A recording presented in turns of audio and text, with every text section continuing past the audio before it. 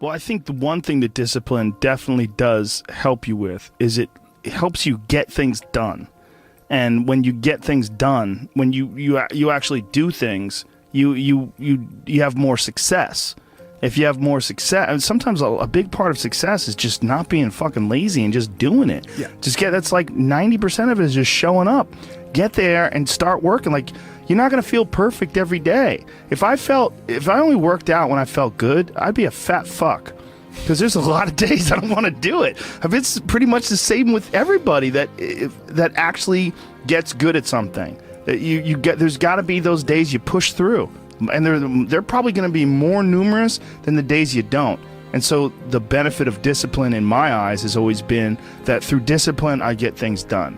Yeah. I always say that I'm like the most lazy, disciplined person I know, because I don't want to do it. Yeah, but I always do. One of the big problems is sitting down and doing the work. Mm-hmm. And you gotta, and Pressfield talks about that in the most concise and beautiful way. And he labels it like an enemy. He calls it resistance. Mm-hmm. And that you have to sit down, you have to overcome resistance, and that the pro goes to work. And it doesn't matter if you're sick, it doesn't matter if you have kids, it doesn't matter what, you're a pro and you go to work. And that just, it puts it in your head that this is what I do. This is what, and you have pride in that. And then when you are in front of that keyboard and you look down at the count, it says, I got 1,000 words today. I put 1,000 words in. You're doing the work, and out of that work, gems blossom. Yeah. Little things, but you might have a day where you just write nothing but dog shit. So what? Show up again tomorrow, and tomorrow out of that dog shit, a flower will emerge. You never know, and that's the only way to develop real. Like, to really develop your potential 100% in anything, whether it's as an author or even as a martial artist. There's a lot of creativity in martial arts. To be a great striker, you have to be creative, because you have to develop patterns or execute patterns that aren't going to be perceived. This idea that life is hard is something you're supposed to shield from them. It's so silly. And, I've had this conversation with my friends, because everybody that I know that's interesting had a fucked up life. But now we have kids, and the last thing we want is our kids to have a fucked up life. So we put our kids in these good schools, we live in these nice neighborhoods, everybody eats healthy, and there's no fucking domestic violence, and everybody seems, it's so different than all of our lives. And we were talking about it. Me and Brian Callen were actually talking about it. Like, look, we all had fucked up childhoods, and everybody we know had fucked up childhoods. And they're all interesting, but I don't want my kids to be boring, but I also want them to be safe. So it's like, how do you approach that? I mean, I think you get involved. This is what I've chosen to do, is get my kids involved in martial arts and give them the opportunity to pursue difficult things, and understanding that through pursuing these difficult things, like in accomplishing stuff, like you learn something about yourself. You learn that you have this ability inside of you to overcome. Get obsessed with life improvement. Find things that you enjoy doing that are difficult, do them, and get better at them. It seems so simplistic. It seems like a ridiculous, idealistic point of view, but it's effective. Well, you need some amount of pride and some amount of ego to get good at things in the first place, because it's such a counterintuitive notion, because you have to have a belief in yourself. You have to be able, like when you start out at jiu-jitsu, you're a white belt. Like, I remember being a white belt and being like, oh my God, I am fucking never going to get good at this. I'm going to suck forever. But to look at people who are better than you and know they had to have sucked at one point in time. Okay, there's somewhere along the end of this tunnel, there's got to be a light. I just got to keep going. Yeah. And that takes ego, and right? Ego, yeah, I was going to say, I mean, ego drives you to be successful, me to be successful. Ego is what's driving you. The problem is when you let ego go too far. Yeah. And everything takes balance. I mean, there's a dichotomy in everything. Every part of you has a dichotomy. You can get so into the physical aspects of things that you end up like doing a bunch of steroids and going crazy and ruining your health. Right? Yeah. That's not good. Right. The other end of the spectrum, you can sit around and play video games and turn into a... Bodybuilding is a great example of that, because when you start lifting weights, you're like, God, I'd like to be stronger. And you start getting a little bit bigger. You're like, oh, look at that. I got a muscle. Woo, this is cool. And then you keep going, and then you keep going. But some guys get so fucking crazy, they won't stop until they have 22-inch arms. And they want to have thighs that are so big, they have to walk like they've got a barrel in between their legs. And, you know, and they just can't help it. They just take it to some completely unhealthy place. Yeah, that's rough. Yeah, well, it's just the nature of trying to get good at something. You got to recognize what's good and what is just fucking insane. For some people especially, they're just experiencing way too much pressure. And that pressure, a lot of times, it's just an imbalance in perspective. And some of it's, I was talking to this mom once. Her daughter does gymnastics with my daughter, and we were talking about kids killing themselves where she used to live. She used to live in one of the really wealthy tech areas outside of San Francisco, and a bunch of kids that went to school with her daughter that were like 15, 16, were jumping off bridges and shit. Like, it was like an epidemic. And they were trying to figure out what the fuck is going on, and they're literally calling it affluenza. That these affluent kids and their families are literally worth $1 billion. You know, I mean, everybody's super rich, and they're having this insane pressure, like before high school and in high school, to be in Ivy League schools and to get 4.0s and all, and they're not having any fun, and they're not experiencing life, and they don't have any hope, and their parents are all on fucking pills, and they're just killing themselves. For some people out there that aren't feeling good, man, if you just fucking struggled more, you get over that struggle, you feel better. It sounds so simplistic, but I swear by it. I've felt shitty myself, and then forced myself to work out, and after I get out of there, I'm like, whoa! 100%. Fucking it's 100% guarantee. It's hard for people to break momentum, too. Momentum that's good momentum, or momentum that's bad momentum. When I get on a good groove of working out all the time, I feel it. Like, after I'm done working out, I'm like, yeah, I can't wait to get in there again. I can't wait to work out again. That's the good momentum.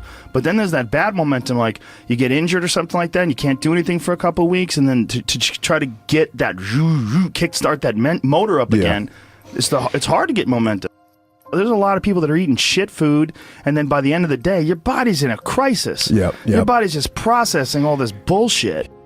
And if you're eating a big, bullshit lunch filled with nonsense, like, your body's got to process all that stuff. And so at the end of the day, yeah, you're going to lose your willpower. So, like, when 5 o'clock, 6 o'clock rolls around, you're going to be tired. But if you have a healthy lunch, and, you know, you're properly fueled, and then you also have positive people in your life, everyone's motivated, by the end of the day, you're going to feel good.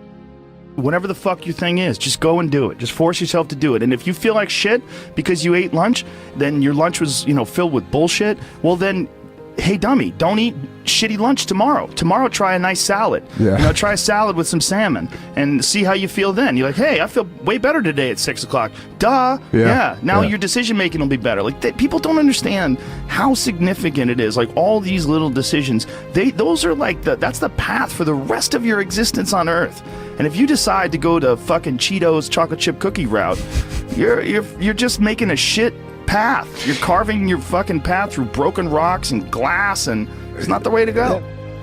You know what else doesn't exist in a day-to-day life? A place where it's okay to be a man.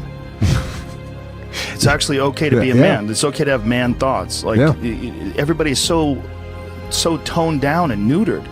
It's like human resources and corporate life has watered down people's natural behavior to the point where people are just dying on the inside, sitting in these fucking cubicles, rotting, just freaking the fuck out, having all these thoughts they can't entertain, having to pretend to be someone they are not all day long, putting on this bullshit way of talking, this fake way of thinking. Everybody's got to subscribe to whatever fucking ridiculous policies their company wants to enforce. And you're just a robot, and you get out of there and you just want to scream. It's this fear of discomfort. People have this extreme feeling in their mind when it comes to their associations with exercise. They want to avoid discomfort. They feel like any type of exercise is just like something to be avoided. That's not for me. Fuck that. I don't want to sweat. I don't want to strain. And a lot of times, this association that they have is about the beginnings of getting in shape. It's not about once you're actually fit. Because once you're actually fit, exercise is something you look forward to. It's an alleviation of stress. it feels great. Like if I can't get a workout in, I look at my schedule. I go, oh shit, I don't have any time for a workout, which means I'm not going to get that good feeling. And so instead of looking at it like, oh, I've got to go grunt and sweat, I'm thinking I'm not going to feel good. I'm not going to feel relaxed. I'm not going to feel carefree. And I'm not going to feel even appreciative. Like my appreciation of things, and it gets enhanced greatly after exercise. I just feel better. I feel like I can take things in for what they are rather than, you know, whatever sensory data that I'm getting from any event is just one more distraction that gets in my way. And you know, that's a lot of times how I look at things if I'm overstressed or if I'm working too much. Like our bodies, for whatever reason, most people, their associations are to avoid anything that's uncomfortable. But it's so illogical, because when you look at comfort and you look at success and progress and the feelings of accomplishment and of getting past certain hurdles in terms of like how you feel about life, a lot of those are connected to discomfort. Like discomfort is your friend. It really is. Like discomfort and not being happy and content with certain situations in life or certain feelings in life, they're massive motivators, and they're amazing at facilitating change. And yet our instinct is to avoid those and just sit on the couch and watch some fucking reality show about dudes who make moonshine with our jaw open, like it's bizarre. And for me, at least, when I get like really disciplined and really I get really consistent with my workouts, one of the things that I almost feel momentum. I feel like there's like a push behind me, like, all right, like after I get out of the gym, I have a really good workout. I'm like, yeah, now I'm doing it. I'm doing it all the time now. And I'm looking forward to the next time. And it makes that resistance much weaker, and it makes my motivation and my discipline much stronger. I think a lot of it is based on just the consistency. You know, it's one of the things that I talked about recently on the podcast. I said, you know, like blowing something off, it's not just not good. Like blowing off an exercise that you planned is not just bad for you physically. It's also bad mentally, because then that option is now available. The option to fuck off is available. And you did it before, and you're probably going to do it again, and you'll get mediocre results, not just in that aspect of your life, but maybe in all aspects of your life. Because I think that option to fuck off, when you embrace it, that is a pathway that you might choose when it comes to dealing with conflict in your personal life, dealing with business decisions, dealing with career decisions, like an uncomfortable decision that you might be faced with, where you need to make a change as far as like what your pathway is in life, but you don't do it. Instead, you fuck off. And that the inclination to fuck off, I think, that gathers momentum as well. The inclination to be disciplined, that comes with momentum too. And I think both things, like you take a path, like the path of the healthy person or the path of the fuck off. Like this is not, like your body is like a race car that you can juice up yourself. Like you can add the fat tires, you can add the improved suspension, you can beef up the horsepower in the engine. You could do all that yourself. Or you could just choose to have this shitty body that's always falling apart on you, because we're essentially ecosystems. You know, and we're in charge. This weird consciousness that has all this resistance and has all this inclination towards comfort and fucking off and blowing things off is what is in charge of making all these things happen that keep this ecosystem healthy. It's almost like if Earth itself had like a shitty manager. You know, if like there was a natural manager of Earth that was like, oh God, who cares if it rains? Oh God, you know, like I'm gonna stop growing things. I don't give a shit anymore. It's all stupid anyway. I mean, it's literally like the just blow it up. Yeah. Fuck it. Let's just kill all of life. It's all gonna die eventually. I mean, the sun only lasts 7 billion years. You see, that is the perspective a lot of people take with aging, where it's like, well, you're gonna die, you're gonna age, you can't stop aging, and it's like, yes, you're right, but that's not the point. The point is to age better.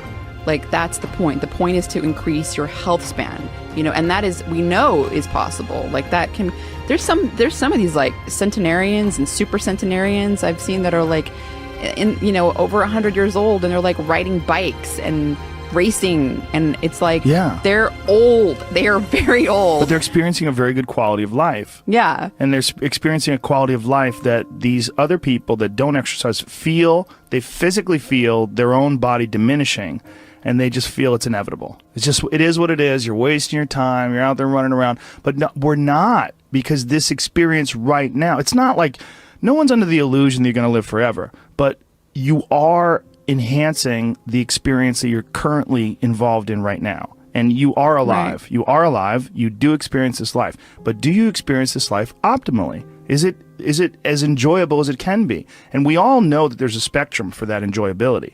Like, we've all had times in our life where it's not been so great. And then times in our life where everything came together, like, what a fucking great day. Woo! Like, make more of those. Like, you can make more of those. And then the whole thing's better. And I think when that whole thing is better, it affects everybody you touch, everybody that's around you, everybody you come in contact with. And that in turn, I mean, it sounds so grandiose, but in turn can affect the entire race of human beings. I've always wondered if the depression that people see en masse today, there's so much depression that people, I mean, it's a common trait. Like, it's a common condition. Oh, he suffers from depression. Oh, she suffers from depression. Like, oh, he's got herpes, you know what I mean? It's like, it's a common thing. I've always wondered, or I've been wondering more and more recently. It really hit me when, have you ever seen Heinmo's Arctic Adventure? This guy lives in this incredibly remote area of the Arctic National Wildlife Refuge in the Alaskan interior, and he lives in this really small log cabin, and he hunts and gathers, and that's all he does. And he's very smart. Like, he's not a dummy at all. And he's been up there. He lives with his wife, and he raised children up there, and it's really, really, there's some dark moments in there, because they lived like this from the time, like, when they had children up there, and they lost their 2-year-old baby in a fucking canoe. Like, they tipped over in a canoe and lost their kid. And it's like, it's really intense when they revisit the site and leave flowers. And it was like 30 years ago, and they had several children since then, but this moment is still like this intense moment of loss for them when they lost their baby. But this fucking guy is very happy and very, very smart and very connected and very articulate. And he firmly believes that human beings, when we evolved and developed and were hunter-gatherers, that there's a set of rewards. There's reward systems that are set up inside the human body, inside the very being that we embody, that don't get met in today's society. And that's one of the things that's causing depression. One of the things that's causing this funk that people are in is that we're living our lives, many of us at least, in these very unfulfilling ways, where you're going to this office with artificial light and you're doing something you don't want to do all day long, and then you get home and you're tired. And on top of that, you're eating shit. You're eating potato chips and you're drinking soda, and your body is just like, what in the fuck is this? We're supposed to be out in the fields. We're supposed to be walking up hills. We're supposed to be looking for animals or gathering vegetables. We're supposed to be doing all these things that our body's designed to do. We're supposed to be in nature. Yeah. And nature is like a medicine. Like, it literally is a medicine to you. Like, people that go, you don't have to go hunting, you don't have to go fishing, just go fucking hike, man. Just go hike up to the top of a mountain and look out. You know, there's a reward that you get from that is intensely, like, soul-filling. There's, like, something about, like, when I was in Colorado, and there was this area of Boulder where you drive up one of these roads, and there was this area where you could park. And it was this incredible view, man. And these people just park and just go out there and just look. But you get there and you park and you go, fuck. Because you would see, you're literally seeing the Continental Divide. These snow-capped mountains in July. Yeah. In July, it's covered with snow. Because those mountains don't give a fuck. Perspective. Oh. You know, just this whole new perspective on it. And I think nature, the ease of suffering is always in presentness. You know, when you're in presentness, truly locked in presentness, there is no suffering. There can be pain, but no suffering. Suffering is something created by our own minds. And I think nature is one of the great ways to do this, because humans, we take cues from our environment. And nature, as I was saying earlier, is always in the present. You know, there's this natural presentness of all the animals, everything around you. Whereas if you get around a bunch of people watching housewives and stressed about this and popping pills, you're going to take on that energy too, and you're going to lose your presentness because of your surroundings. So it's like this ultimate regrounding tool where we get back to present moment again.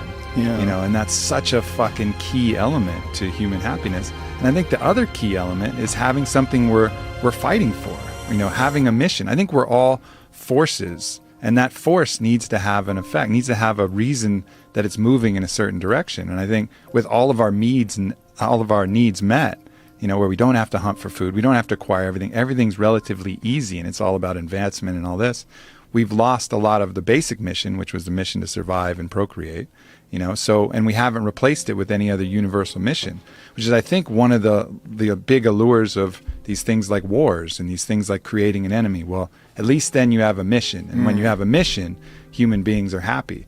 You know, like Bertrand Russell talked about, he did a book, Conquest of Happiness, and he had his own fucked up attributes. Every time I bring him up, people talk about his fucked upness. He was into phrenology, and he might have been a racist, whatever, but he was a good philosopher. Smoked constantly. Yeah. But anyways, he talked about the happiest person he knew.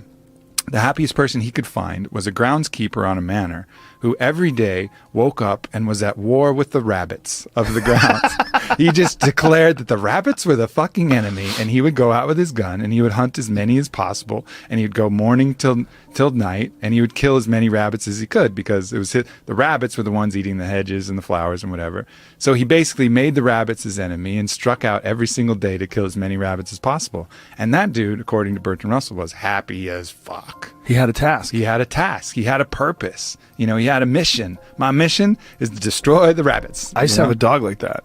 Yeah? I had the happiest dog ever. His name was Frank Sinatra. And he was a pit bull that all he lived for was killing lizards. And my house, my old house, not the house I'm in now, but my old house, had this one, it's like on a hill, and there's this one wall where these lizards would run up the wall. And so Frank, I would literally let him out in the morning, and he would fucking bolt out that door. It's like, time to go to war. And he would run and go look for these lizards. And he would stand there, like Eddie Bravo would just watch it and marvel. He'd be like, fuck, man, this dog does this every day. This dog does this every day. I go, this is what he loves to do. And he would go there, and he would have his paws on the wall. And he would, and he would go crazy, and he would jump up and try to grab a lizard, and occasionally he would get one. And he'd be like, fuck yeah. And he would get one, and he would go looking for another one. He would go, and it was a pretty big yard. So he would go wandering around the yard looking for anything else that fucked up, anything else that was slipping. There was constantly, unfortunately, twice I had to take him to the hospital because he got bit by rattlesnakes. Because rattlesnakes were slipping too, apparently. He killed the rattlesnakes, but the rattlesnakes fucked him up. Yeah. He had like a water balloon growing out of the side of his head. Both of my dogs, by the way, that's a real problem if you don't have the money to pay for the serum. It's super expensive. It was several $1,000s to treat them for this rattlesnake venom, anti-venom shit. It's like, I was like, man, what if I was poor? What if... that's a whole fucked up system. Like, they inject horses with the venom, and then they like get the antibodies from the horses. It's like this archaic system. I think my friend Donald Schultz is working on, he's a big snake handler guy. He's working on ways to innovate around that, because it's kind of like a real backwards system that they have, how you get anti-venom. Well, a horse will survive, so let's just fucking sort of put the venom in there, and then we'll get the antibodies from the horse, and then, you know, it's a weird thing how they do it. Yeah, well, that's a real problem with people that are vegans. If you're a vegan and you don't use any animal products and you get bit by a rattlesnake, you got two choices. Compromise your morals, or that's a wrap. Yeah. You know? But this dog was so goddamn happy. He had missions. Yeah. You know, he would go out of that yard and he wasn't bored. He was like, please take me for a walk. Come on, man. He was like, see ya, dude. I'd open that door. He was gone. He just had his little mission. And I think you can see that in the people who are the most unhappy. They seem aimless. Yeah. They're like, what am I here for? Why am I doing this? Nothing makes sense, you know? And I've even felt it in my own life when, you know, I know what my mission here is. First, my mission is to expand human consciousness, to help people be happy. Like, that's really what I find my greatest purpose in. But every once in a while, I'll get this kind of like fuck people attitude. Maybe someone said some fucked up shit, and I'm like, man, people fucking suck. Fuck people. And then at that moment, that's when I'm actually depressed, you know, because I've lost my mission. Instead of having a mission like, yes, my mission is human consciousness, all of a sudden it's like, fuck people, fuck that mission. They'll figure it out. And then I'm depressed because I've lost my purpose. It's very hard to rise above, like literally, when something like that happens and realize like, oh, you're encountering one diseased individual. You got to look at the mass of humanity. Yeah. Like when you encounter one diseased individual, it's so like this guy who shot up that nightclub in Orlando. You're looking at one diseased individual. And if you say, man, people fucking suck, look at what they did.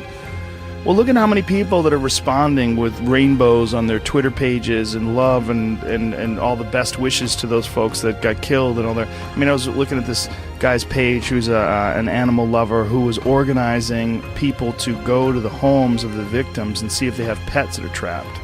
You know, there's beautiful people out there. Yeah. There's a lot. There's more beautiful people. This is without a doubt not just the safest, the easiest. This is the happiest time in terms of like being able to like reach out and send love to people and have people send love to you. But just occasionally you run into cunts. Yeah, no doubt. And the cunts itself, man. But the beauty is out there too. It's just not as dramatic and it doesn't impose upon us as forcefully. But if we just look, it's around all the time. We run into good people all the time. But you know, you just make eye contact with that good person or that kid who's just looking at you and just creeping with that little smile, and you're like, oh yeah, the good of humanity, the fact that, you know, we really are love, you know, being expressed, you know, outwardly all the time, and it's just these other delusions that get in the way of that. Well, we're oddly attracted to negativity too. It's almost like we look at negativity online or that you run into as like a possibility of war. Like, you have to look out, this fucking drum's beating. God damn it, there's an army on the background. They're coming. But, you know, it's like this real impulse to sort of batten down the hatches. When really it's just some fucking 36-year-old loser sitting in his parents' basement, you know, farting and smelling his own farts and angry online. I mean, that's really what a lot of you're dealing with. You're dealing with, like, really sick people. Like, people that have just, for whatever reason... They've not found their path. They've not found any happiness. They've not found any fulfillment. They haven't found any growth.